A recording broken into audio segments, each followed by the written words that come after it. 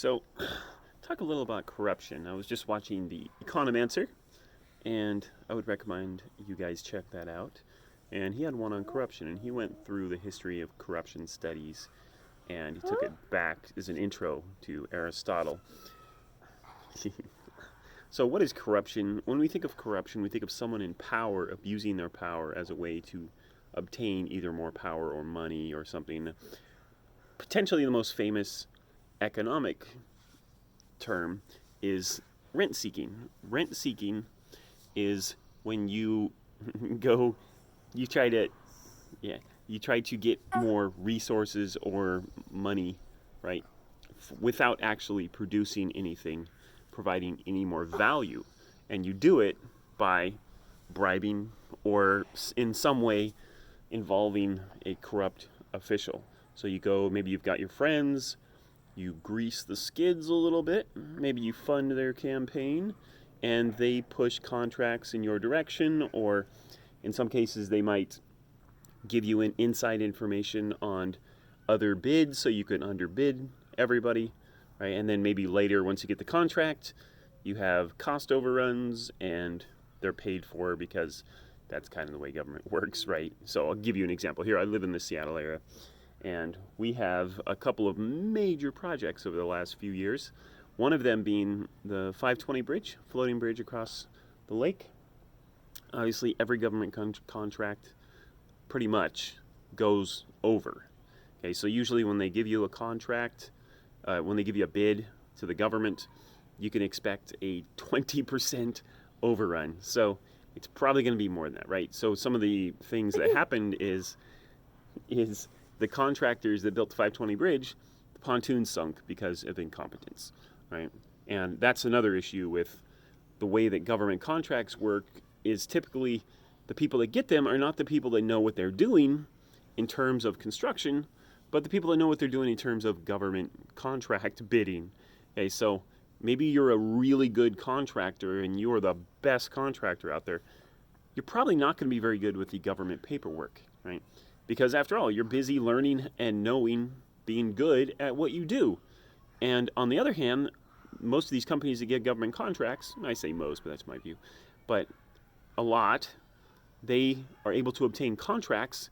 Think of the ACA, right? So they have their website under the Obamacare. It's actually called the Affordable Care Act, right?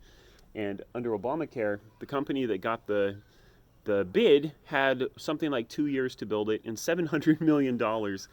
And on day one, the website crashed. And the reason is the company that got it is very, very good at getting government contracts because they have all of the requirements. There's like a whole list. I mean, we're talking probably thousands of pages of requirements in order to get a contract for the government, right? And they're very good at that. But what they're not very good at, building a website. And they were, I think, a Canadian company, if I recall correctly. And they had that same issue in the past. So it's no surprise that they weren't able to build a website, even with a flood of money, right? So again, rent seeking is the idea of these are very good at doing government bids, but not very good at providing value. And so they're able to get their friends in government to help them out with the contracting stuff, right? So that's some examples of corruption. I go back to the company that built the 520 bridge. The pontoon sunk, as I said, right? And so not exactly the company that you want building your bridge, but they got it done, but massive overruns. The 99, they were building a tunnel, right? So they get the world's largest tunnel driller, Big Bertha they called it. And the thing weighed, I think, several thousand tons. Just the drill head, I think, was something like 200 tons, 2,000 tons, I mean. I forget. But it took $250,000 to fix because they had to dig a giant hole. They had to very, very precisely pull it out. What happened is it hit a metal pipe, right? So when you got a drill and you hit something hard, that's a problem, right? Well, it shouldn't be, but apparently this drill could drill through anything but metal, and then they're going through a junkyard, and it was actually government's fault because some of the surveyors forgot. Oops. Some of the surveyors forgot forgot to pull a pipe out of the ground, and even though it was on the list of, hey, there's a pipe in this area potentially, might want to check it out, they didn't, right? Why would they? The cost overrun. So it took them 3 or 4 years, 2 to 4 years, I'll say, at least 2 years, I know, because I used to work kind of in the air. They were going to tear down. Once they finish the tunnel, they're going to tear down the viaduct. It's called the Alaska Way Viaduct, and it actually gives you a beautiful view of the Sound, by the way. Used to do a run called the Torchlight 8K, and it would go along the viaduct, and you get this beautiful view on a nice evening in the summer. And so anyways, once they finish the tunnel, they're going to tear down the viaduct. And so once they did get it done, luckily it took them 2 to 4 years longer, because I used to work. The problem with the tunnel is there's no exits in Seattle. It's just pretty much a through tunnel. The viaduct had exits, and I had an exit right. I could get on the viaduct on the south end of Seattle, take it right to my work, pretty much, jump off. I was right there. Well, the tunnel didn't do that, right? So luckily, I had use of the viaduct. I could get on, get off right from my work area. Although, with traffic, it was really crazy. But anyways, massive, massive overruns, billions of dollars, right? And who pays that? Well, it's not the company that screwed up. It's the taxpayers. It's always the taxpayers. And the reason is the contracts are written very vaguely. And by the way, this is my this is my assistant, okay? So I'm Nathanomics. This is Nathanomics, or he will be someday, right? He's my assistant. He assists me. Tim the Toolman Taylor, if you guys get the reference. But, so, corruption. So I think those are some kind of things that we could see as corruption, right? Now, maybe there wasn't direct corruption there, but it's more of the ways that government works, the incentives that it drives, and then involve government. And so, more corruption, when we think of bad corruption, the worst is when you get those direct payoffs, right? So somebody goes to their friend in government and says, hey, I'll hire your son if you provide me with a contract. Think of Hunter Biden, right, type corruption, where you're the son of the vice president and you know nothing about gas. You don't speak any other languages. You've got a lot of, we'll say, issues, okay?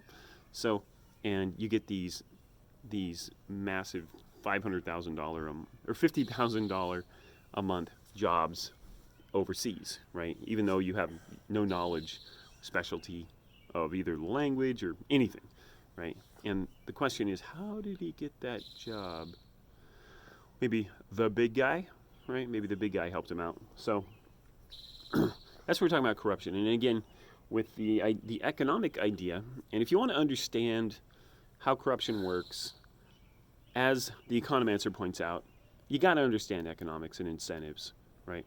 It's the incentive structure and just basically the way the world works, right? It's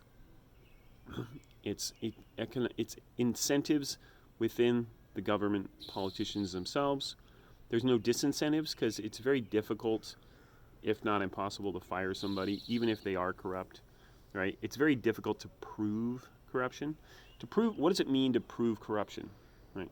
Well, you would have to prove that, for instance, a politician gave a contract to a contractor because the contractor gave him money. Now, the contractor donated to his campaign. He pushes the contract towards this contractor that did that. There's no corruption there in legal terms, right? Because he could just say, well, I thought they were the best company out there. They had all the specs, right, yada, yada. It's very difficult because you need some absolute evidence that says that maybe an email or something from Dee Dee's calling, his little brother, that says the politician saying, thank you for your donation. Because of your donation, I'm going to vote yes on your contract or something, right?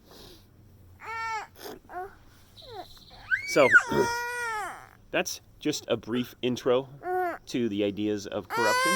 And in the show notes, I'm going to point you to the Economancer, and he goes through a little bit of the literature, right? Some of the people that study corruption, which includes him. Right? Okay, so that was kind of just a fun talk about corruption, and I should probably pick up on this a little more. Maybe I should go a little deeper, right? Maybe I should bring up a little Aristotle. So, before I go though, Machiavelli basically, in The Prince, which is a very famous book, basically he said there's no such thing as corruption, right? In terms of being wrong, right? He thought that the prince, the government, should do whatever it took to get the people to do what the government wants. And if that meant corruption, is really, it's government is king and government gets to do what they want, right? Anything they do in keeping power, for themselves, remember, is perfectly right. And in a way, he's correct in that is the way government sees it, right? And so that is the way government sees it. But obviously, if you believe in a universal code, universal law, universal moral law, that would be wrong, right? Now, a lot of people in government don't, okay? So basically, the prince would have said whatever the government does is essentially good and correct, because the government, this would be an idea that the government is the ultimate power, right? The ultimate decider of right and wrong. So anyways, I'm going to end it there. And you want to say bye-bye, Nathan? Oh.